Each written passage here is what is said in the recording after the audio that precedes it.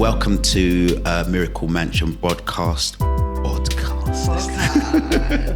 Welcome to the Miracle Mansion podcast. My name is Marcus True. I'm head of treatment and counselling at Broadway Lodge. I have the lovely Carla Hudson here, who is going to come and share her story with us. Welcome. Good morning. Good morning. How are you?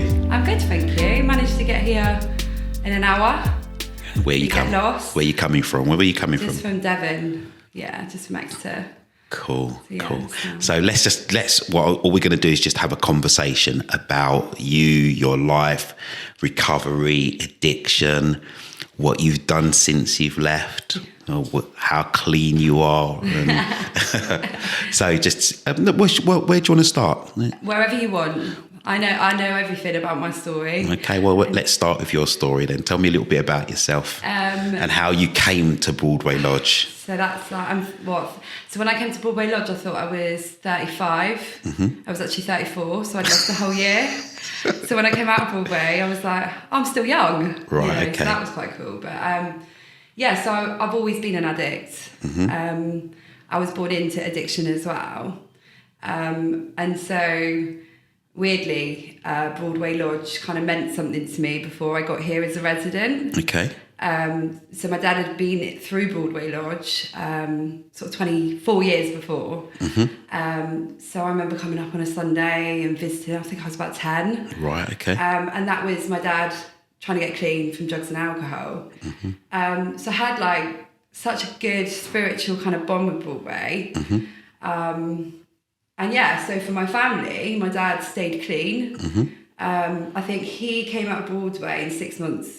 After he came out of Broadway, I started using. So I wasn't even 11 yet. So right, okay. So that's when I started using drugs. I think I was just this angry kid, growing up in addiction, didn't really understand this recovery thing, found it quite weird. Started high school, and drugs just kind of took me, I think. So when your dad was younger, your dad was doing all the, when your dad was younger, he was doing all the recovery thing and going to meetings. Yeah, and it all, that was weird. Yeah. And all this lingo, and it didn't make any sense to you. It didn't, because he'd done, I think back then it was, I don't even think it was 12 weeks. So I had this crazy, life and in addiction 1 minute. And sort of 8 weeks later, I think it was 8 weeks. Yeah, it was 8 weeks, then, It was 8 weeks, 8 weeks later, I've got this clean and serene dad. I'm like, who is this guy? It was weird. It was really strange. And I started going to meetings and life just changed. And I don't think I was down for it. I think even at that point, I was quite into the drama of addiction, kind of lost in it. So that was it. I was away. So what attracted you to drugs? I think retrospectively, I can look at that person now, that child now that was kind of didn't have her needs met. Mm-hmm. That's kind of taken years and years of figuring out. I didn't know that at the time. Mm-hmm. I just had an issue right from the start. It wasn't there was always consequences. It was always me that ended up getting nicked. Right, it was always me that ended up walking out. So I had no education. I was in foster care at 13. Okay. I was really quite off the rails. And I think it was just that lifestyle. I think looking back, I didn't know any other way. Right, okay. And was that a consequence of your dad's lack of parenting? Where was your mum at the time of all of this? So mum's like this real angel that kind of sits on the side. She's not an addict. Mm-hmm. All she ever wanted was for my dad to get clean. It's really weird. She worked with Sharma all those years back in the family programme. Mm-hmm. She's just always wanted her husband and her children to be clean. Okay. I think she knows the nature of addiction. Mm-hmm. I think it's kind of broken her heart along the way. But she's just always been on the sidelines, praying for us all to get clean. Because it's not just me that's an addict. So all of my siblings have had addiction. So tell me about them. So I lost 2 brothers to addiction, and it wasn't actually that long before I came into Broadway. And you probably remember. Yeah, I remember. Very broken. Yeah. So I think it was 2019. My younger brother took his life. He was an addict. How old was he? 25. 25. Yeah, So, he was like my baby brother. He was my best friend. I think when he did that, my addiction, it was already there, but it just kind of, it catapulted into something something really messy. I was out at that point, I was done. I was very angry, very broken, kind of blamed myself. So yeah, I was in a pickle, and I think as a result of that, my mental health just completely went. I was gone, and then I was taken into psychiatric care, and it was really strange because when I was in the psychiatric unit, my older brother had been taken into the main hospital for treatment, detox. He had a really bad alcohol problem, alcohol and drugs, but mainly he was an alcoholic. And he knew it, and we kind of would catch up and go for coffee in hospital. I'm in this psychiatric, he's doing this detox in hospital, and it was kind of mad. And then, so when I was in psychiatric, they said I had a place here, but it was kind of a bit of a waiting game with COVID. Yeah. So at that point, it was like this, Broadway was at the end of the tunnel, but it was just fighting to get there. Yeah. And when I was in psychiatric, I'd news that my older brother had taken his life as well. So again, it was just so surreal that in 16 months for addiction, I'd lost 2 brothers. I was in psychiatric, and I'm kind of waiting for this place in treatment.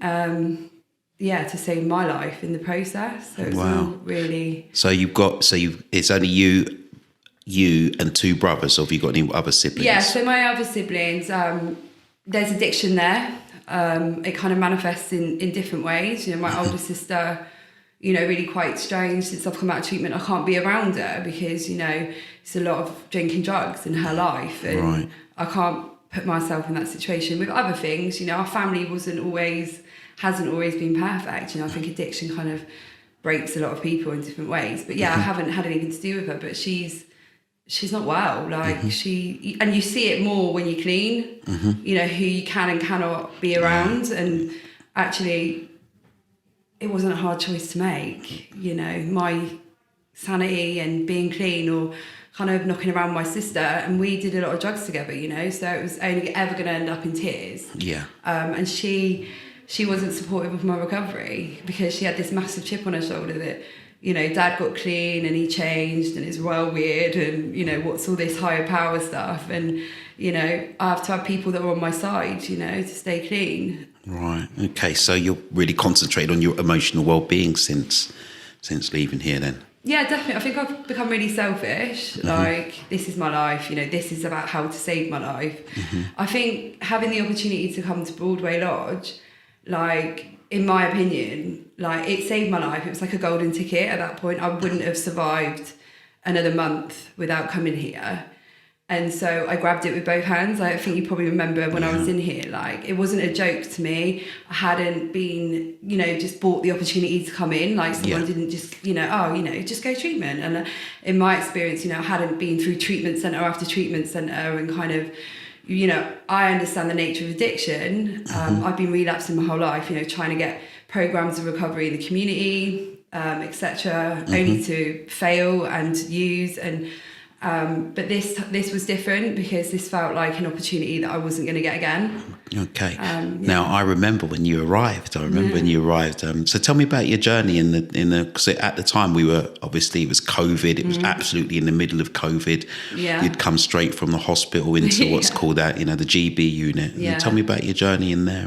So, I absolutely look back now and I'm thinking, what is this kid doing in a psychiatric unit? Like, I can see, at one point I was taken into the psychiatric unit because I thought I was a Jew. The psychosis was so bad, I thought I was, a Jew trying to fight for my life. So I can see, where the drugs had taken me for sure.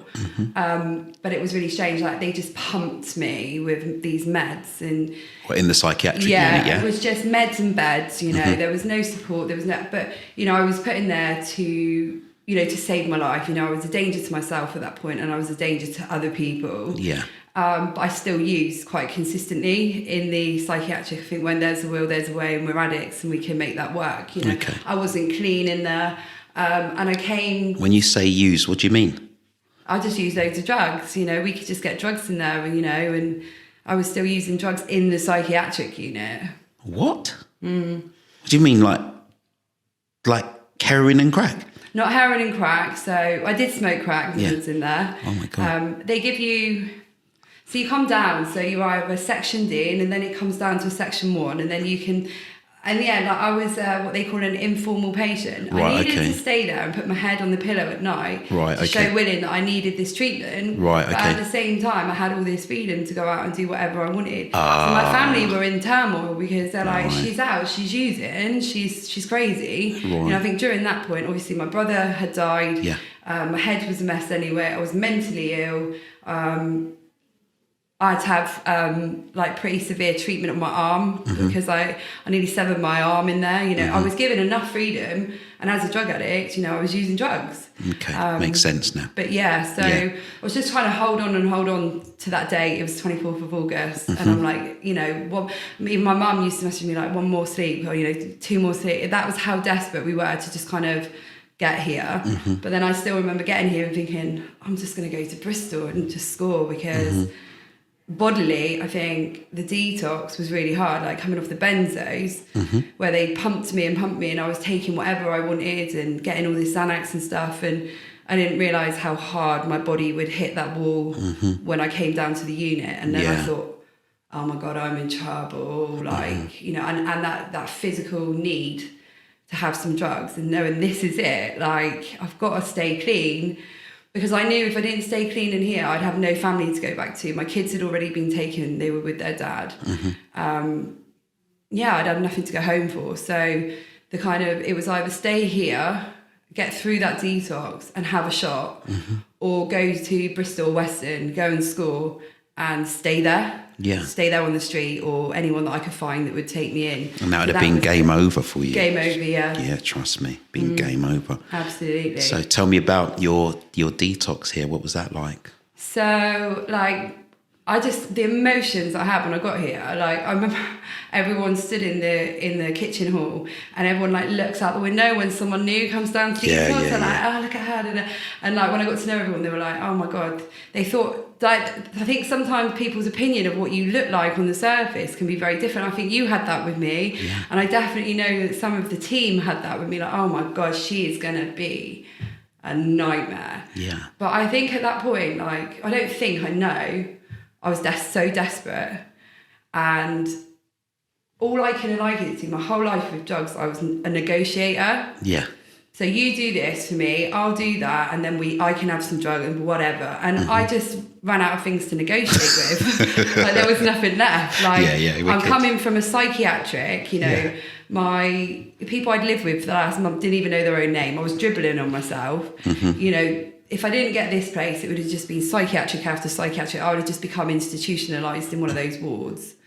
And whilst I find it quite funny looking back on some of the experiences I had in psychiatric, you know, it's not a laugh. You know, it talks about jails, institutions, and death. Yeah. And, you know, mine was institution, and I was hanging on for my life. So I just didn't negotiate. I wasn't here to play the nurses up. I wasn't here to be whiny or demanding, which is my character. Yeah. You know, so it just broken. I was a broken shell of a person, I think, and I found detox really hard. But I just shut my mouth. And I just got on with it.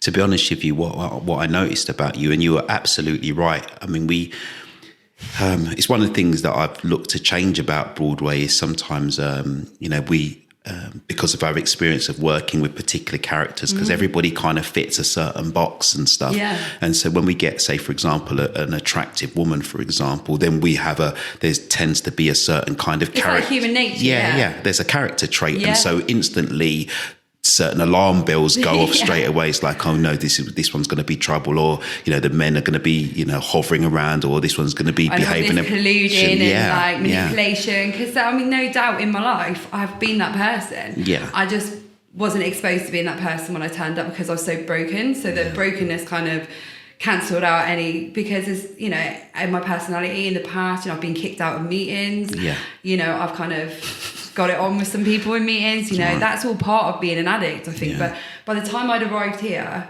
I'd done all the silly games. Yeah. Yeah. And I think, you know, Chrissy, my counsellor, she said, timing's everything with this stuff. Absolutely. You know, you either want it or you don't. And I wanted it. And so even some of the staff said, oh, you know, I need to kind of speak to you. I thought you were going to be an absolute nightmare.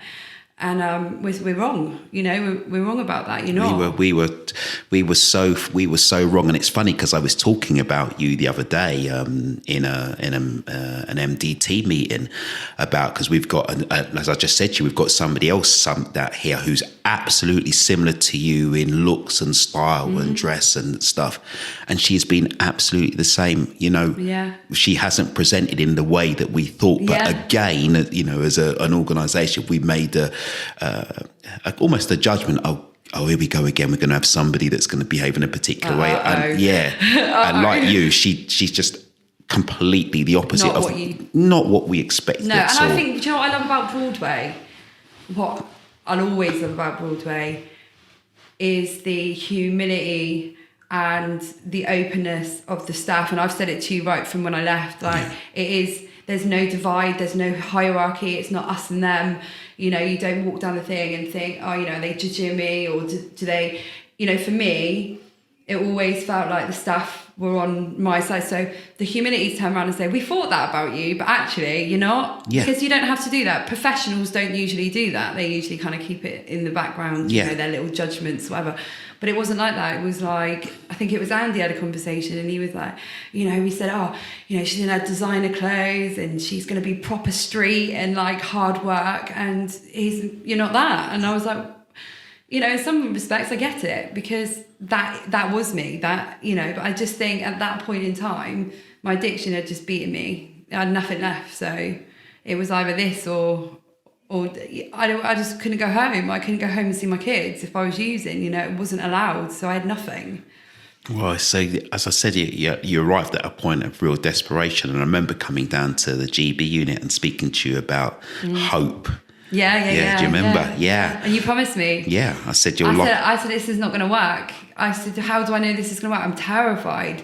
And you said, just do everything we tell you to do. And your life will absolutely change beyond anything that you can imagine. And that's what you said. Yeah. And when I left here, I said, you were right. Thank you. And I like the fact, I love that you've said about the humility of us, because one of the things that I've tried to change in this treatment centre is for us as Broadway Lodge is that to practice the spiritual principles of the 12 steps as a 12-step organisation. And so, if we have to apologise, or if we have to show humility, or if we have to be honest with ourselves, and we have to have integrity with ourselves, and we can't as an organisation expect you to be doing things that we're not doing ourselves. It's like role modelling, isn't it? It's like, and I think that's another thing that you just love about Broadway, coming back all these years later after seeing that my dad had got clean, so there was that miracle, and that, my dad should be dead, 20 million times over. We've had a family as a result of this place. And then now we have an even better family because I've got clean here. Yeah, lovely. But yeah, it's like, you just feel like you're part of, when you come back, like you can talk to the staff about.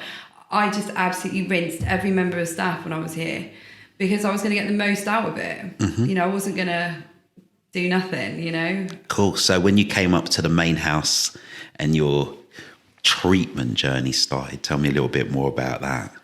Who was Chrissy? Was Chrissy who was your counsellor? She's amazing. Chrissy was your counsellor. She is. She's the best thing ever. Like, I 100% know why I was matched with Chrissy. She doesn't pull any punches. There's no softly, but she's the most beautiful, soft person you'll ever meet. She has exactly the same as me. Like, there's this one aura. It's like, don't fuck with me, keep. But then there's that real soft bit, and I think that's kind of where I was at. I was very, very broken inside. I was grieving because when my younger brother died, sort of 2 years before, I just used every day to try and mask that pain, to try and get it away. And then it would create that more pain. So I'd come to, and that's where I would come to knock myself out with drinking drugs, come to that. And so when I had come up from the GB unit, I was still like, it was almost like I was in a lot of pain. Like I was just woken up to the idea that both my brothers are dead, my life's a mess. And so that was a lot to take on. So I was very painful. Like I was really sore. You could see people outside laughing, I wasn't into that. Like I was very much like, for the first couple of weeks, like stay away from me, kind of kept my head down. I remember Chrissy saying like she'd walk up the corridor and I'd divert off the other way. It was like I didn't want to be around people, like my skin was sore. So I kind of kept my head down and didn't really converse with many people. And I think, you know, I learned in here that I am that person, like I am quite detached. I remember like going into group therapy and you were taking it and there was something that was going on in there and I was thinking, what the hell is this? They can absolutely kiss my ass if they think that I'm opening up in that room with all those people. Like, what is this place? It's madness. Absolute madness. I'm not, you know, and I remember like holding right back and kind of almost trying to be invisible. Yeah. Because I didn't want anyone sort of, but what was so good about that look back, and you guys just you know stuff, and it's like you didn't push me. I wasn't pulled out in group therapy. You let me settle. You know, I think you all knew that kind of backstory that I had, that, you know, you couldn't push me too hard. Yeah. We were waiting for you to thaw out. Yeah. And sometimes it's better. Sometimes it's not better to what I call put a torch burner to the thawing out process, because you just wasn't ready. No. We just had to just let you gently thaw out, and that's what we did. And I think like that gentle process like allowed me to kind of go with it a little bit more. And I think I remember someone saying, I think it might have been you, Marcus, like if she stays a month, we can do some really good work with her. That's right. Yeah. I remember like, that. Like that moment, I'm like in, out, shall I, shan't I? Can't I? Yeah, you know? But yeah, it was just a slow process in the early days. I think what I found really hard is you get it's people, isn't it? It's being around people, you know. At that point, we were lucky because there was only 11 residents because it's COVID and we couldn't go out and, you know, the kids couldn't visit, but I could speak to them every night on FaceTime. Routine, I hadn't had routine for years, you know. That's one of the things about Broadway, you know, sort of eat, sleep, therapy, you know, counselling, repeat. That's what it felt like, because I'd been all over the place for years and just sleeping on, you know, and eating regularly, like that was alien. So I just needed to kind of, you know, sleep. I was so, you know, messed up. But yeah, I think you just kind of let me find my feet a little bit. But then there's other people coming in and they're like really mouthy and they're in group therapy, like rah, rah, rah, rah. And I just found that really bizarre. I found people that come in and start talking about their problems like day one or an hour after they've arrived. I was really like weary of that. I was like, was you weary of them? What is that person? Like, you know, they're like sharing their life story in an hour. So, and then like, I think it was Garth that said, you know, I have this way of kind of putting those barriers up. So like, I'm not like you, you're weird. You kind of share, you overshare. I had oversharing problems when I'd be in group therapy. And so it wasn't until I'd done my life story that people actually knew me and everyone was like, wow, you know, that's a lot. Yeah. You know, but then again, started opening up a little bit. But I did a lot of my therapy with Chrissy and the staff in the rooms, you know, not in group therapy. And I think the staff just knew that. They knew that that was the way that I was going to start to come out of my shell and share. And so it was pretty special. So you preferred the individual therapy to the group therapy? Or? Yeah, I mean, part of that was because I used to just like winding Chris up. Every 5 minutes that she had spare, I'd be like, Chris, can I have a chat?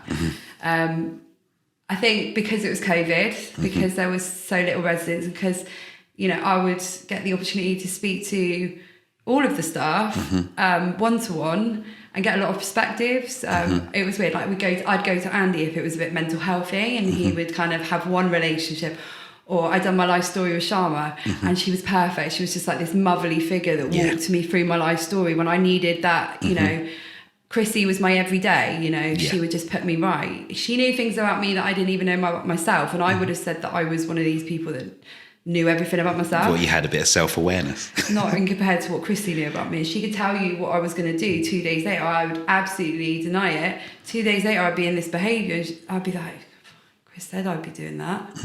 It was just, you know, it was just special, I think. It was special that we had so much time with the staff. And it was special that staff gave us that much time. I mean, I look back now and I think, God, I think Chris called me Miss Needy at one point. Oh, God, here's Mrs. Needy, you know? But it was priceless. What was the thing that struck out for you from your life story? What was the thing that, you know, made you say, whoa? I think like my dad always used to say to me, you know, you're an addict, you know, this isn't going to end well. But I think during my 20s, I was kind of, I'd had a couple of years through NA, I think like 4 years. Yeah. And I kind of had everything on my terms. I still went partying. I still dabbled in a bit of this and a bit of that. I wasn't clean. But after I lost my brother, I think I got to that point in addiction where I couldn't go a day without drugs. I couldn't go a day without alcohol. You know, my life was literally from being arrested into a hospital bed, back into the cells, you know, overdosing. You know, it was just every day. I had no respite before I got here. So it was just the significance of, you know, both my brothers are dead. Yeah. I'm hanging on by a thread. Yeah. My poor mum, you know, and we obviously did the family questionnaire. Wow. Yeah. I mean, I think it was Sharma that actually cried, you know. I think it was on my life story or something. And I think sort of having no gauge of myself for such a long time, sort of seeing the staff as well be like, that's a lot. Yeah. You know? Yeah. That's a lot. She's been through a lot. Yeah. So going through treatment here, I mean, I know you formed some really good relationships with people. How did that work? What was the dynamics like at the time? I know COVID, it was really intimate at one point, and then people started coming in. And then it's like, oh my God, they're coming into my treatment centre. Yeah. Yeah, no, I think, again, I was a bit like, I realised I'm very judgy myself. Like, we had like a couple of people in here that were very loud, you know, it was like, group time please, group time, and I'm like, oh, here we go again, you know, like, I switch off. I don't know, dynamics wise, I think, you know, relationships, I think for addicts are the hardest things. So you're chucking sort of, at that point, even though it was only 12 people, you know, fresh off the drugs, you know, quite mental, you know, like hurricanes have gone through their families' lives, and here we all are together living with each other. There was a few ups and there was a few downs, you know, personality, styles make fights, and some people you just get on with straight away, other people you probably won't see again. I mean, I'm quite a detached person, so I remember saying to Christy, these aren't my mates. These are just people I'm in a treatment centre with right now. Right. You know, they're not my friends, you know, this is just a part of where we're at, sharing this journey for a minute. And actually, I don't see anyone, you know, we haven't got these bonds out of treatment. And I think that's all right. We're all just all right with that, you know, like it was special at the time, but it didn't have to be dragged on out in our real lives. Okay. Yeah. That's really strange, because I know that some people, you know, they keep that attachment bond that they build whilst they were here, and you didn't keep any of those. No, and I think that was quite significant to who I was and how I done my treatment, because I was very much, this is saving my life. This isn't about you, it's about me. I'm going to take as much of this as I can, because I need to go out there and put it right with my kids and live a normal life, and you know, nothing was going to stand in my way. You know, a friendship here or some feelings there, like that wasn't to me a big deal. Whereas, yeah, definitely there was people I was in here with that kind of had these expectations of great friendships. But yeah, I think I'm just quite detached and I think I found that out here. Yeah.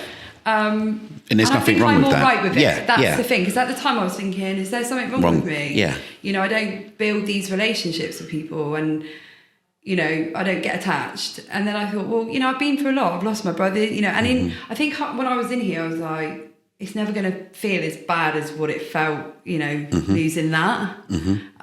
So I think that kind of made me look at, but yeah, a lot of the other residents used to think that I was quite cold or a bit detached, but yeah, I was all right with that. And it seems to work for me in normal life when you come out of the Broadway bubble. Yeah, well, it's a self-preservation mechanism, just in case, you know, you build relationships with people and then they break off and you get hurt and all that stuff. So that's what some people were. Yeah, I mean, there's like definitely one person that I was in treatment with, and you'll know who I'm talking with, who I've got this massive space in my heart for. And it would be one of those scenarios that if I was to get called up at 12 o'clock at night, I'd be there, you know, because that was a really special relationship. Yeah.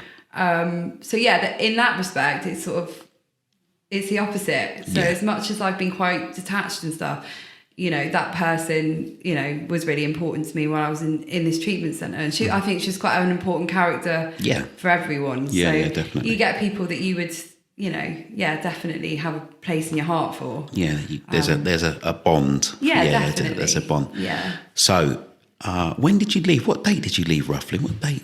So it was really strange because it would have been the day before my brother's 22nd birthday. Which is what? It would have been it was November the 9th. No, November the 17th, his birthday would have been on the 18th. So Chris was a bit like, she's going out at quite a tricky time. Mm-hmm. I think at one point did think about getting an extension. Yeah.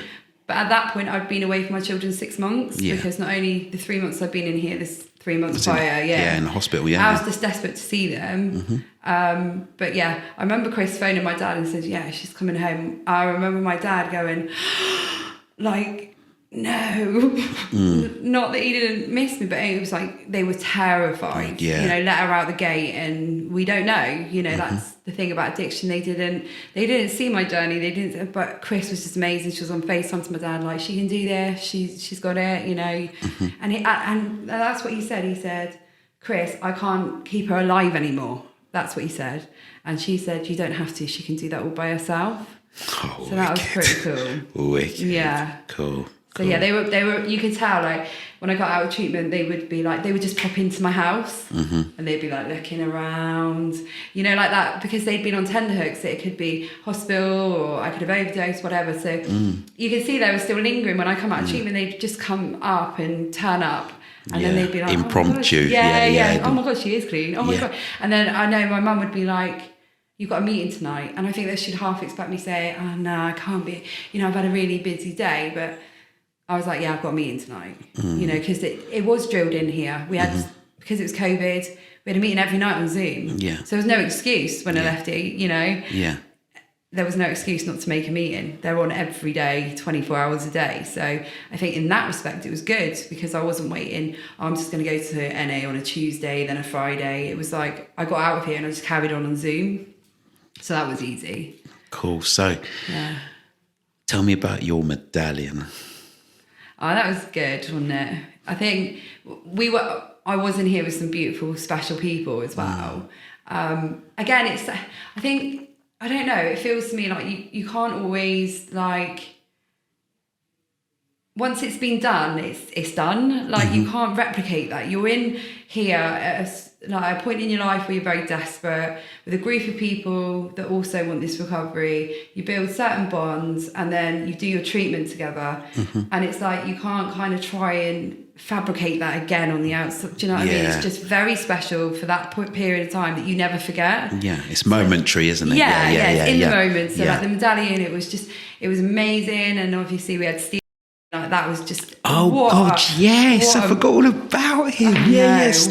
Yeah. So because you lot were, you lot was wonderful around him. Yeah. And the staff were amazing. You playing dominoes. Oh my God. Yeah. Yeah. All right. Yeah. So that was such a cool group. Yeah. It's not every day that you get to work with someone with cerebral palsy. It's not every day you see a treatment centre. I mean, that was the thing about Broadway, is you didn't say, no, she can't come because she's coming from a secured unit. Yeah. You didn't know, really, that I wasn't going to behave and do some really quite quick, crazy things. Yeah. But you still allowed it. You didn't. It's inclusive and was inclusive, you know, and that was really special. Yeah. So when you have those medallions for him, and it's a moment you'll never forget, but it's really, it's really personal to that time and space that you were here. And like, he might flip me a message now, say, his carer might message me saying, how are you? And I'll flick a message back saying, yeah, good, sweetheart, how are you? And as far as I know, he's doing really, really well. So Cool. Yeah. So were you ready when you were leaving? Were you ready? Yeah, I was done. I was. Were you done with treatment now? Because sometimes some people they don't want to go. It creeps up on them, and then they've got all anxious. And then some people are like, yeah, no, I'm ready for this. Yeah, kind of like I was done. Yeah. We did talk about an extension. I think we put it through my care. What was different about me is at the end of my treatment, we had to have a multidisciplinary meeting. I remember that. A big team meeting because I'd had so many people involved in your care, and with the funding, did mental health fund or with this person and substance misuse. Absolutely, I think at one point it was like complex PTSD, polypharmaceutical drug abuse, alcohol addiction, drug addiction. What do you call it? Personality disorder. Bit of psychosis. I went down to Dr. Nick and he was so cool because it was really funny because you do, when you come into treatment, I do think you got people that want to have mental health. It's really strange. I think they're like, oh yeah, that was my mental health. And I'd be like, nah, you're an addict. You're an addict. So those lines can be blurred. And for me, it was really good because I had to see Dr. Nick and he's such a legend. Everyone would be like, Dr. Nick's really harsh. He doesn't believe I've got mental health. And I went and met him and I was like, I don't have mental health. Dr. Nick. He was like, well, yeah, you do because this has happened and this has happened. But, and what he said to me is if you don't use drugs and alcohol, Carla, it won't flip off your mental health. So it was kind of reacted with the drugs and alcohol would kick off this psychosis. So basically, don't use drugs, Carla, and you can keep you can stay quite sane. I remember now, because you were so adamant about not wanting to have any mental health labels and issues, whereas, as like you say, it's quite the opposites around here sometimes, where people actually want some of those labels, kind of, I think, can give you an excuse to not do something, and I think. I was quite angry that I'd been labelled with all this stuff and just given so many drugs. I was outside speaking to John and he asked me what meds I was on and he was like, shit the bed, you must be crazy. Wow. You're in the same amount as me and I'm this, big guy and I was thinking, there's something not right about this. There's some, and I think it was you that picked it up because you stood at the desk and said, what were you doing in psychiatric? And I just think, at that point, they didn't know what to do with me. So they had to do something, and it was just, it was put in a clinical, locked-in environment. Putting a label on you, and that was just the easiest way and drug me up, and I love that. I was never going to say no to that. But this place actually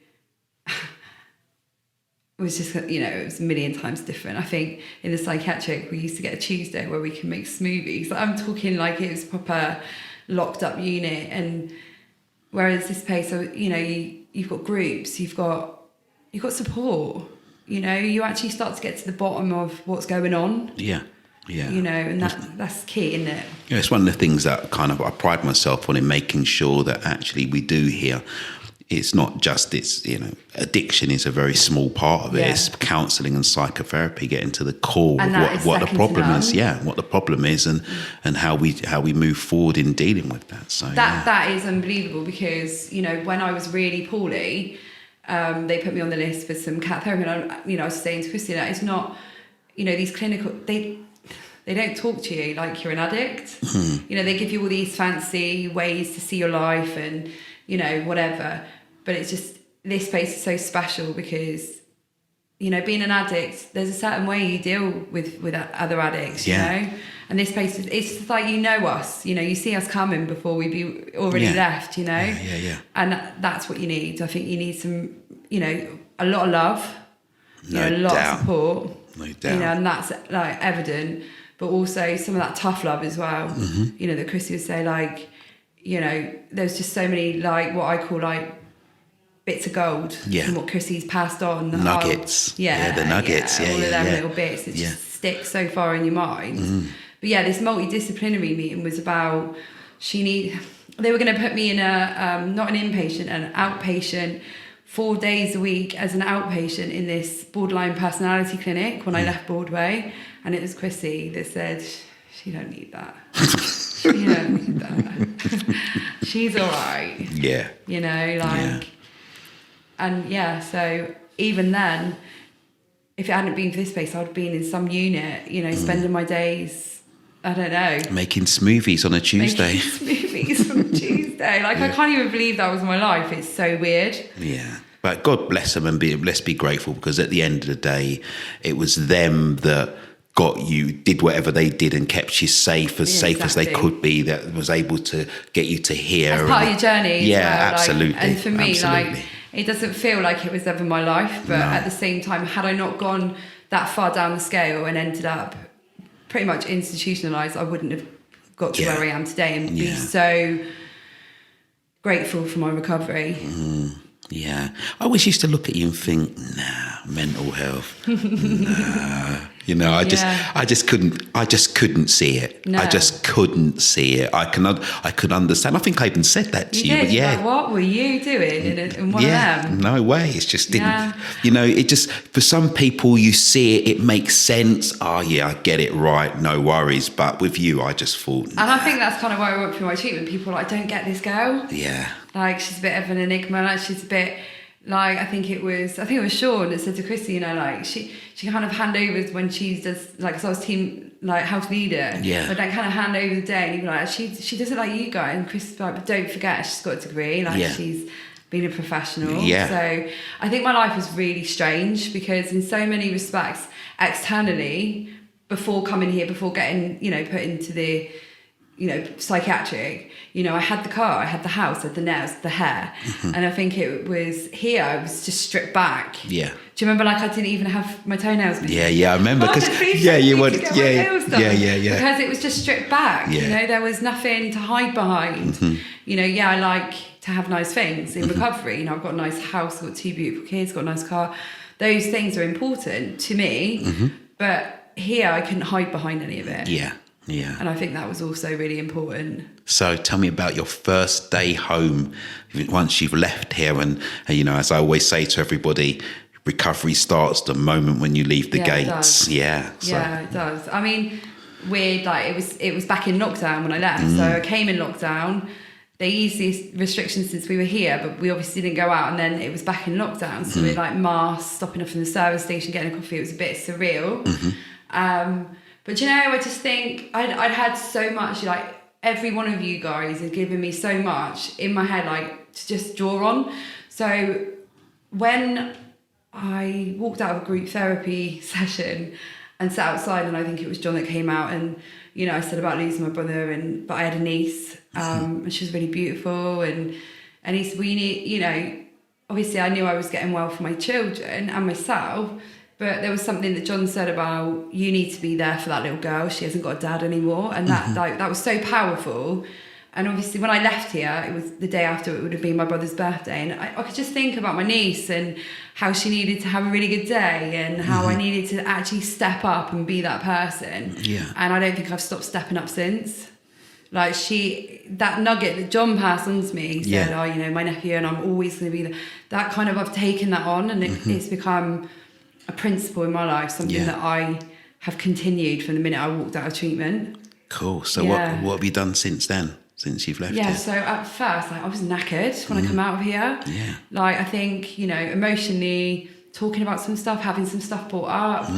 I wasn't perfect either. I had my moments where I'd walk out of group and have a spat with Chrissy and stuff like that, But on the whole, I made the most out of it and done a lot of work. And I was always in that room doing my steps. Yeah. When I wasn't messing around in the smoke, I was doing you was working, work. I remember, diligently as well. Yeah, absolutely. So I think, had I not done that, when I come out, I wouldn't have felt so secure.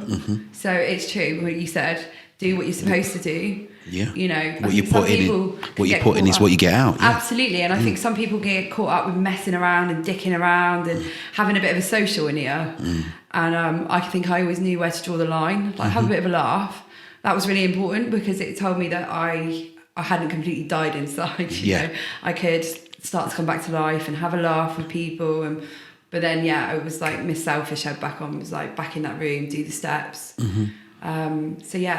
That gave me so much to come out to.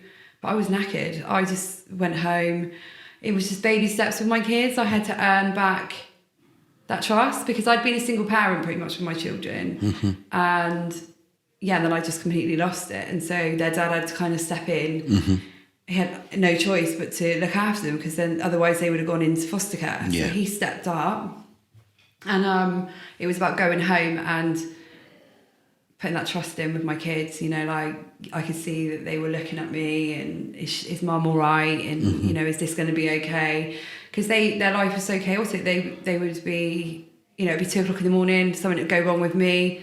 They'd be picked up and taken to their dads or my mum's. And so they had that crazy year where they didn't know where they were coming or going. So I knew I had to get, you know, I had to graft when I got home. It wasn't like go home and, you know, chill. I had to go and build those relationships with my kids. How is it now?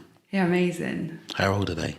So Alf's 12, Lex is 11, so there's only 11 months between them. So they had each other, which is pretty cool. And another thing that's quite cool is that I keep my recovery very separate from them. Whilst they know that I'm clean, I don't kind of enforce what I do. They don't know about NA. They don't, you know, it's very much, that's my life. It's your personal. That's my personal. And I think I learned that from my dad. Like, I didn't want to rush out of treatment and start giving it the big one about how I'm in recovery and da da da da da. So it's just been very gentle. But yeah, we're smashing it. Like, I've actually got a relationship with the kid's dad. You know, he supported me really heavily when I was in here by having the children. And we had 20 years of history and it wasn't always good. But, you know, it's been so stable since I've come out of treatment. We co-parent our children, you know, we take them away. Cool. It's just, it's very... It's different. Special, yeah. It sounds like you've matured in your relationship with him as well. Yeah, I mean, it's easy as well. Like, it's not hard work to have these relationships. I thought they would be, but then it's just what Chris said then. I just goes to show who was the person that was making things hard work. I'm like, yeah, I'll own that, you know? Yeah. So what have you been doing since?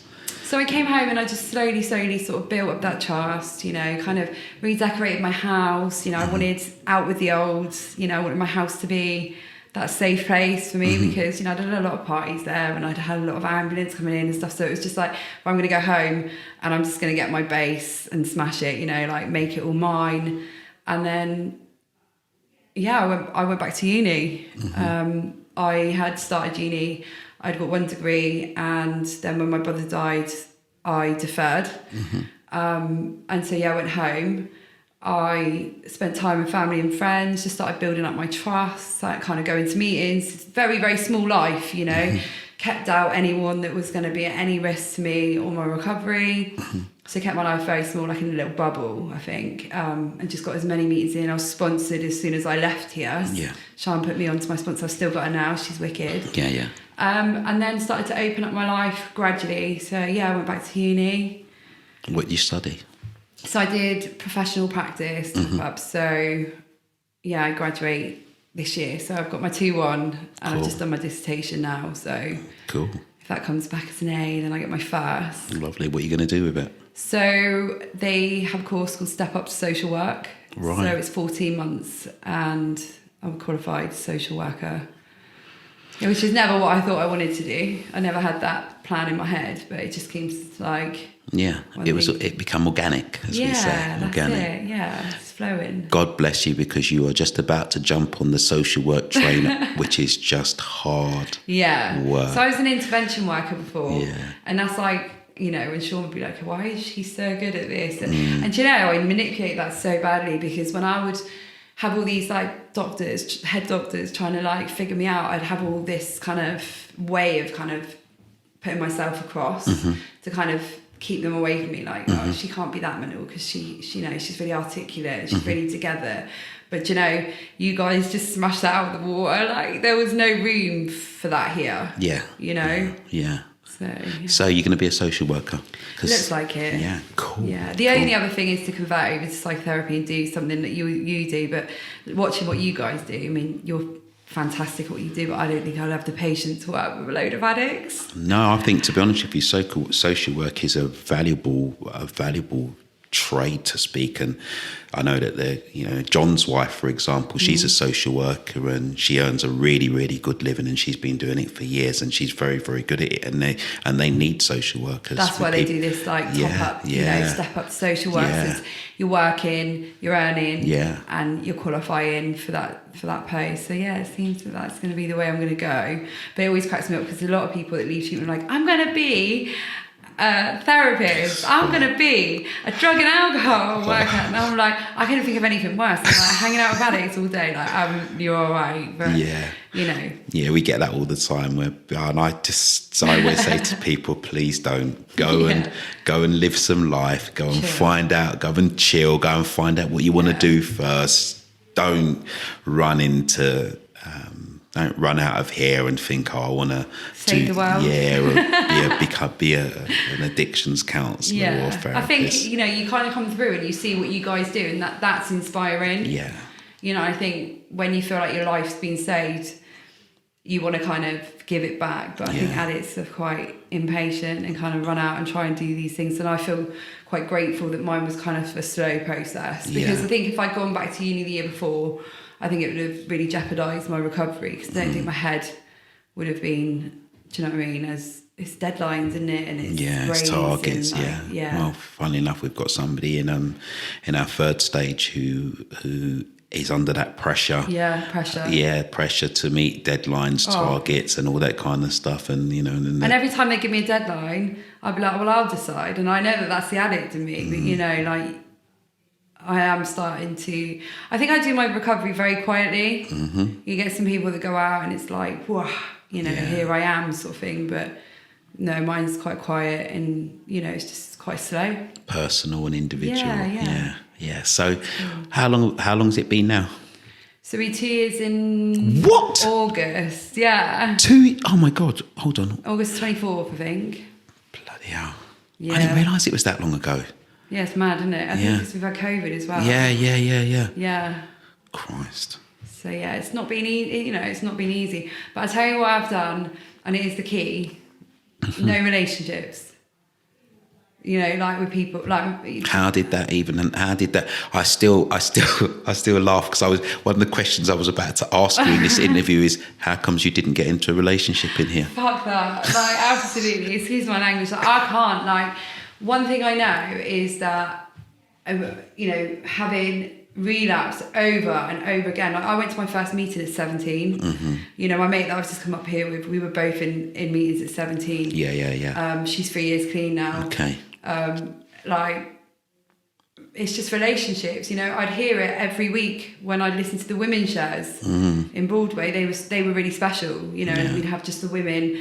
And it was all around relationships, you know, mess my head, or, you know, meeting someone that's also an addict, like all that stuff. And I actually made an active choice to walk out of here and, you know, spend my time with my children because they absolutely deserved that, and my family.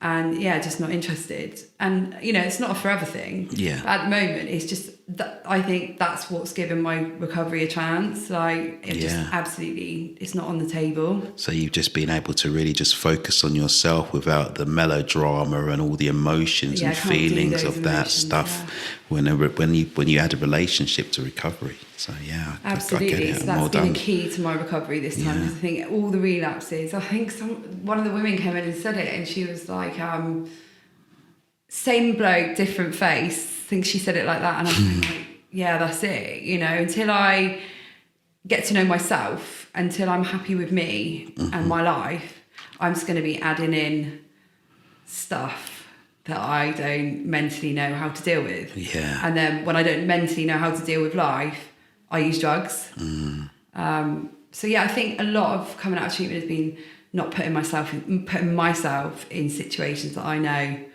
are not good for me. So but then I think that was an age thing, and it was my time to come into treatment and learn these things. You know, some people go out and relapse, and that's their journey, but mine had just been so full with relapse that this place was like everything that I needed just for today. Cool. So if you were going to give somebody coming into treatment, or who is interested in coming to Broadway Lodge, what would you say to them about how to get through treatment here? The miracle question for the Miracle Mansion. Do what you're told. Addicts don't like doing what they're told. We've always got an easier, softer way. We've tried our whole life, or, you know, we've got a better idea, or we know something better. That was just something that was a commonality with everyone, you know.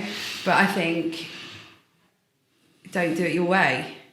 Do what you're told to do. And exactly what you told me.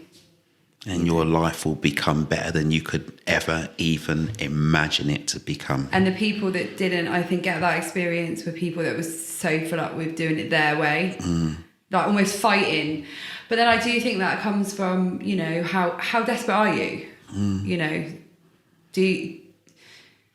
and I was desperate, so I would have done anything. You know, when people say, oh, I'd have gone and stood in the corner, you know, I would have, you know, because I was that desperate. So, yeah, I mean, I feel gratitude for that desperation, because it made me it made me listen, you know, it made me do what I was told. Yeah. So many years I didn't do what I was told, and I always got the same results. Yeah. I think once a counsellor many years ago, when I was in treatment, said to me, people only ever change through desperation or inspiration. So, you know, there's only, if you can tell me another way, then cool. And that always stuck with me. It was one of those nuggets. Another one of those nuggets. And I think you come here and you either desperate or you're inspired. You kind of, as that desperation leaves you, then sort of get that inspiration through some of the shares, for example. That you got. The shares, and the staff, and just. I think the thing is with Broadway, it's a package. Yeah.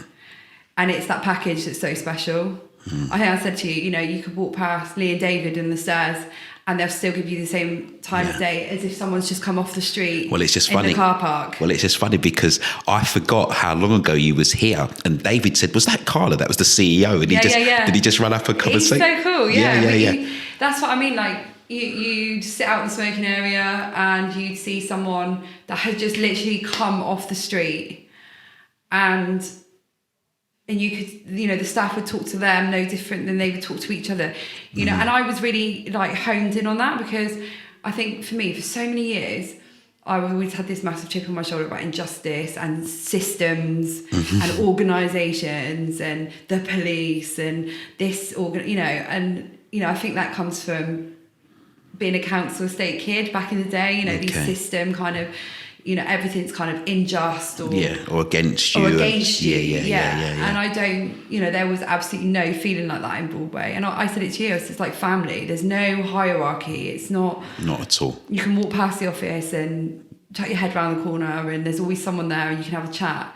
Yeah, so. Not at all. From the CEO, from Lee, me, all the senior management team, you know, Charlotte, the marketing, the nurses, the cleaners. Yeah, the nurse is amazing. I mean, Stuart. I told Stuart. I told Stuart that you was coming, and literally I told him that you was coming today, because he's always asking about you. And I said, no, she's coming today. She's going to record a podcast, and he was just so excited to see. I know, and that's what Broadway is. You know, like I couldn't wait to come up and see Chris and you, and like. You do feel like it is a family. Absolutely. You leave and you know that you've got this family, you've had this experience. You don't need to phone. I don't need to phone Broadway every week and say, oh, hey, Marcus, you know, like this is really tricky. Or, you know, but you, at the same time, you know it's there. Yeah. If you did come up against something. I mean, I left it with Chrissy that she would, out of her own time, and I think you'd allowed it. Yeah. She was going to do some family work. Yeah, with your mum and dad. And I didn't need it. I mean, what a miracle that is. You know, this family of addicts. You know, and I've not had one argument, one issue. Yeah. You know, I haven't needed to tap in, but. If I picked up the phone to Christy next week and said I'm struggling, I know she would be there. Yeah. And that's beautiful. Yeah. You know, that feels like there's some sort of safety net. Yeah. Well, it's funny because Big John always used to say that like we're like the fourth or the fifth emergency service for addicts. So, you know, you've got the police, fire, ambulance, and then you've got AA or the RAC. But for addiction, for our clients who we see as our family, you've got us, and we're open 365 days a year, 366 on a leap year, 24 hours a day. And that's the 24-hour day. Yeah, you can call anytime. As well. Because of obviously the medication I was on and the medication I was on, if I needed that 24-hour stuff, you know, there were other treatment centres in the line, but they didn't have that nursing facility. Yeah. So they were off the table for me. Yeah. Coming from psychiatric, they needed nursing staff to be a part of, and this place had everything. Yeah, it ticked every box. Yeah. For, you know, and obviously I didn't know at the time where I was going, and as soon as they said Broadway, I was like, wow, that's a little bit spiritual, you know, with my history. Because your dad, wicked. But it's still, even when I walk back in the building, and I know that you showed me around and there's so many like improvements, but it's still the heart of the place just feels like it's always been intact. Yeah. There's a heart to Broadway Lodge that I don't think, I mean, I don't know what other treatment centres are about, but I know from a lot of people that have been here, that have shared their experience, that come back for the reunions, that it's not called Miracle Mansion for no reason. Everyone has their own personal story attached to this place. And, you know, I was going to say as well, like with one of the people that we had, obviously she's pregnant, the work you did, and it was just like... I was like her personal... I was like her PA when she was here. Yeah, it was lovely. But it's like, that's not normally, that seems like it goes beyond the scope of a manager in a treatment centre. I mean, that's pure heart and, you know, wanting the best for your clients when they leave. Yeah, no, we love you can tell, we love what we do. It's you know, we just love it. Yeah, we love it. You know, we know it's life changing. We love to see, like you, for example, you know, obviously I've been in contact with you a couple of times and just know that, we made a difference, but we don't take that. We take that with humility, because at the end of the day, the only thing that we can do is plant a seed. You've got to make that seed grow, and you just got to follow the instructions that we say. And clearly, you followed the instructions, and here you are. Here I am, blossoming and alive. Blooming. And doing exceptionally well. Yeah, no, it feels good. Like, and it feels very natural. It feels very calm, very quiet. Because I remember like going into recovery when I was like 20 and I'm like, hey, look at me, I'm clean, you know? Yeah. And I think that was a big thing for my family. My family, it was so funny. I think Sharma was about to wrap up a group therapy session and it was about 4 minutes before the end. And I was like, Carla, you know, whatever, me time, whatever that is, you know, I'd like to speak. And Sharma said, well, what do you want to say, Carla? And I was like, can you explain to me how to be humble? And she just started laughing, like, what, 4 minutes? Yeah. You know, because my parents used to be like, you have no humility.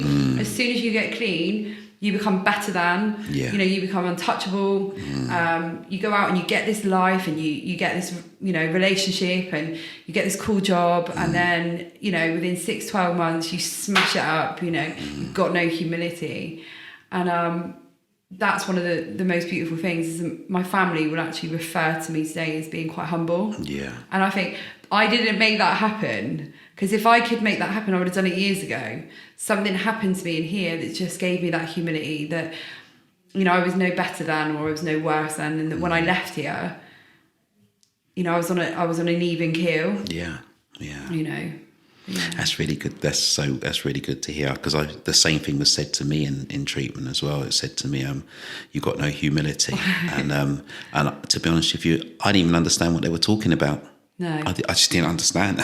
I mean, I didn't even know what that word meant until I came into treatment. So, you know, it feels really, it's a strange word, isn't it? Because when you get it.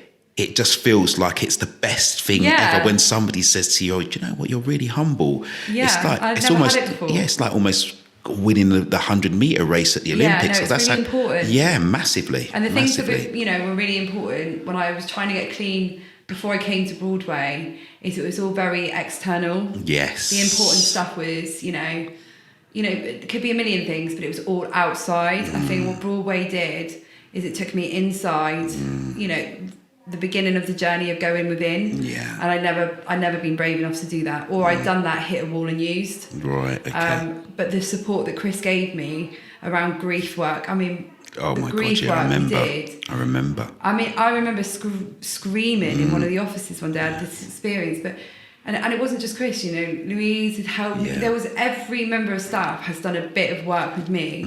And, you know, it's clever. It's very clever.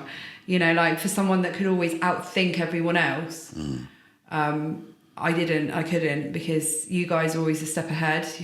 It was quite a bizarre feeling to allow it. But that work that was done, it was internal. So special. Yeah, it really is. I was just having a moment just thinking, I think sometimes, you know, we don't take for granted, but, you know, because we're doing this all the time and, you know, we've got, I'll be honest with you, and I want to introduce you to some of the guys here before you go, but at the moment we've got a real special bunch of guys here and everybody's special, but they're just absolutely on fire therapeutically as a unit. Honestly, it's crazy what they're doing at the moment. That's amazing. Yeah, no, that like honestly, they're doing their work like gangsters. They're all into their work. They're like helping each other. Yeah, they're like a real boosting good vibes. Yeah, they're a real unit. And we've had, since we introduced compassion focused therapy, and we introduced that as a model that we were going to deliver and really focus on and be a part of, because the love has been here, but we wanted to just enshrine it more and enshrine it into the 12-step process. That's what obviously is a foundation here. And in doing that, it's just honestly, it doesn't even feel like a rehab anymore. It just feels like a beautiful hotel for addiction, and everybody just comes in, and it's like, when I say the drama has gone, it's honestly, has that actually? Yeah, the drama has gone. Well, because there's no warning system, so it's less stressful. It's just wonderful. I know that was kind of tapering out when I was here. Yeah. But yeah, there was definitely drama when I was here, Marcus. There was the and I was involved in it, and that was the funniest thing. Like, I always found that was quite a cool part of the treatment, actually. Because when you first come in, things really bother you. Yeah. Like, that person really bothers you, and by the time your journey is to move on, you're watching people that have just come in that same thing, and it's kind of a little bit like, oh, I remember being there. Like, it's only like three months ago. Yeah. But, I think in some respects that was, part of understanding how far you'd come. Yeah, it was part of the journey. The things that bother you when you first walk in a treatment centre. Oh, well, that still happens. I hope so. That still happens. Thing, isn't it? Like, yeah, that still happens. It's not the easiest thing living with a bunch of addicts. No, with everybody with their behaviours, attitudes, obviously their insecurities, their fears, all of that. You can feel it when you're in here. Everyone's got their own individual stuff, people kind of gravitate to certain people more than others. There's a bit of drama, there's a bit of competitive. Yeah. But overall, you're all in it together. There's that unity. Yeah, definitely. Well, and that smashes over all of the stuff that addicts do. They're the behaviours. Yeah. That unity that everyone's in the same boat. Everybody's in the same boat. It's even, it's even better than before, honestly. And it's good. COVID, I have to say, has been such a blessing. COVID helped us to make this place even better than it has been ever. Yeah, it's amazing. God bless COVID. I hate the fact that people have died, and and the world has ended up in where it was. But for Broadway Lodge, part of the therapeutic process, particularly when you was here and having just those low numbers, and we were able to bring about some real changes that we were never able to do before, and it's just even more wonderful. So that's really good to hear, because this place, I've never heard anyone come through here that doesn't say what an impact. I've never heard a bad experience. So that says it all, isn't it? It's when the reputation sort of precedes you. Yeah. And I think that's Broadway. And I think, to be honest with you, what we've been able to do as well is just make sure that, we practice the principles of the 12 steps in very much the way that we expect you guys to as well. So, the 12 steps is about change. Broadway Lodge has a higher power as well, which looks out for us, and we need to practice those principles very much in the same way as you. And so I'm really pleased to hear you say that, there's no hierarchy here, because it's just never ever felt like that. No, it's just, although people come in and they see me and they think, oh yeah, the manager. I'm not saying that you're not a little bit scary. Okay. We'd always know when you were coming into group. Right, It was like, oh shit. And it was kind of like that. Because I do think there needs to be that in a treatment centre as well. If it was just us addicts rolling around, calling the shots, Broadway wouldn't have lasted a week. Well, it would be the tail wagging the dog then, wouldn't it? Yeah. So, no, there was always like this, sense of, you know, it's like anywhere. It's got not rules. It's not like dictatorship. It's like there's just the little things, the routines. Yeah. You know, for me as an addict, even today, I have to have routine. I remember like about 6 months ago when I thought that I was just this airy, fairy, carefree kind of person. And then I realised that actually I'm really not. I need to go to sleep at a certain time. I need to eat at a certain time, you know. But I learned that in Broadway. Yeah. You know, as much as I like to think I was really free and care, you know, at some point I was, but that went a lot with my drug lifestyle. You know, I'll do what I want when I want to do it, that kind of. But no, you know, it's like Broadway does give you that routine, that structure. Yeah, and I think without that, well, I'd be doing my own thing and we'd all be running Broadway and it would be in the ground, wouldn't it? Could you imagine? You know, it's just been lovely to come back and kind of touch base. And it, you know, it makes you proud as well. You know, it makes you feel like, I know addiction is horrendous and I've lived with it and it is not, when people use, when they leave treatment, it's not a reflection on the staff or Broadway. Yeah, absolutely. But actually coming back here, I feel really proud. I feel like I didn't waste Chrissy's time. I didn't waste your time. Do you know what I mean? I've gone out and said what I was going to do and be a woman of my word. Yeah. You know? Definitely. And that's it. That's recovery, isn't it? Definitely. Thank you so much for coming down.